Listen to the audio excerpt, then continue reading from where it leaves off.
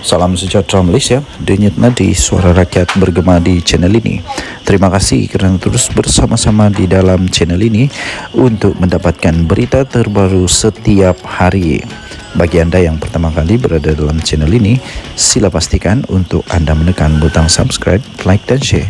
Tekan juga tombol notifikasi untuk mendapatkan berita terbaru setiap hari. Denyut nadi suara rakyat bergema di channel ini, berita bermula sebentar lagi. Salam sejahtera Malaysia. Denyut nadi suara rakyat bergema channel. Ampun tuanku, ribu-ribu ampun. Sembah patik mohon diampun. Daulat tuanku, dikarhayu tuanku yang di Pertuan Agong. Inilah yang dinantikan oleh seluruh rakyat Malaysia. Agong akan bertitah. Agong akan keluarkan titah kepada 222 ahli parlimen. Kita tengok selepas ini adakah berani bangkang, adakah berani untuk cuba persoalkan lagi. Jangan sampai jadi penderhaka. Agong akan bertitah kepada ahli parlimen dalam sesi ini. Sesi parlimen ke-15 untuk panggal ketiga yang dibuka pada Isnin 26 Februari. Bila besok. Bakal menyaksikan titah pertama Duli Yang Maha Mulia Seri Paduka Baginda yang di Pertuan Agong Sultan Ibrahim. Ini adalah sesi pertama yang akan menyaksikan Sultan Ibrahim akan mengeluarkan titah kepada badan legislatif. Berdasarkan kalender di laman web parlimen, sesi ini akan berlangsung selama 19 hari. Bermula pada 26 Februari sehingga 7 Mac dan diikuti oleh sesi penggulungan oleh kementerian selama 4 hari bermula dari 11 Mac. Sesi ini juga akan menyaksikan satu pembentangan rang undang-undang, yaitu seperti pindaan kepada Akta Mahkamah Syariah bidang kuasa jenayah 1965 dan juga rang undang-undang untuk pembentukan sebuah badan kawalan sempadan. Badan kawalan sempadan yang diumumkan oleh Perdana Menteri Datuk Seri Anwar Ibrahim ketika membentangkan Belanjawan 2024 pada 13 Oktober tahun 2023 yang lalu ialah sebahagian daripada usaha untuk memperkasakan pertahanan dan kesiapsiagaan untuk keselamatan negara Malaysia. Jadi tuan-tuan dan puan-puan yang dihormati sekalian, saya sendiri tidak sabar sudah sebenarnya.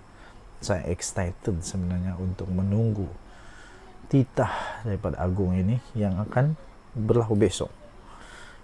Pertama yang menjadi perhatian, pastinya menjadi perhatian rakyat, apakah legasi daripada Agong yang lalu, legasi untuk memastikan rasuah dihapuskan, itu akan diteruskan. Pertama. Kedua, apa titah Agong selepas ini berkenaan dengan percubaan untuk mahu rampas kuasa, mengguling kerajaan yang menyusahkan rakyat. Seterusnya yang kita tengok nanti adalah apa titah Agong tentang ekonomi perpaduan negara Malaysia. Apa titah Agong untuk perbuatan manusia yang suka memfitnah.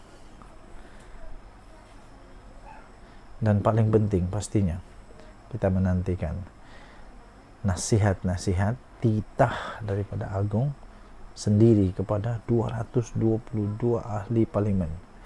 Harap-harap semuanya ikut apa yang Agong titahkan nanti. Bagaimana dengan anda? Adakah anda juga seperti saya excited untuk menunggu titah daripada di Pertuan Agong ini?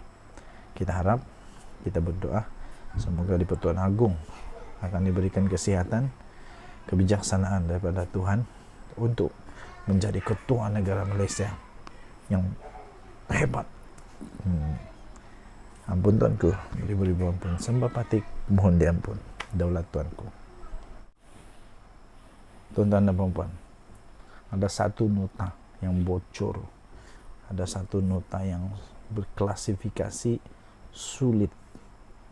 sulit tahap 1 bocor. Yang rahasia tahap 1 Tapi itu kita telah terima. Ada satu rahasia betul-betul disimpan supaya tidak bocor.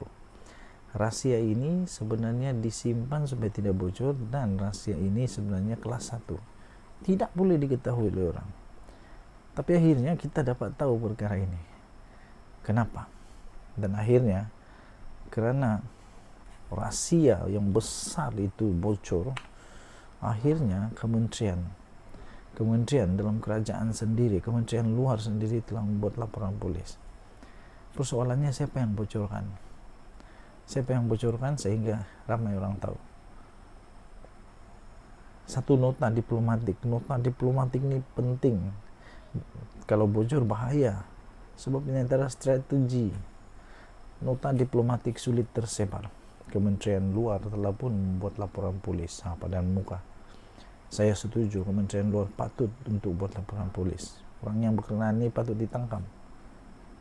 Kementerian Luar telah membuat satu laporan polis susulan penyebaran satu salinan nota diplomatik bertaraf sulit yang diterima oleh Kedutaan Besar Malaysia di Rabat, Maghribi.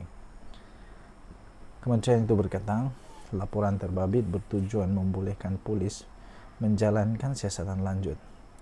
Berhubung penyebaran nota diplomatik bertarikh 20 September 2023 itu. Beliau berkata, Kementerian Luar sentiasa menekankan kepentingan memelihara kerahasiaan komunikasi diplomatik dengan negara-negara sahabat dan rekan-rekan antarabangsa yang lain. Tambahnya, penyebaran dokumen berkenaan merupakan satu tindakan yang tidak bertanggung jawab.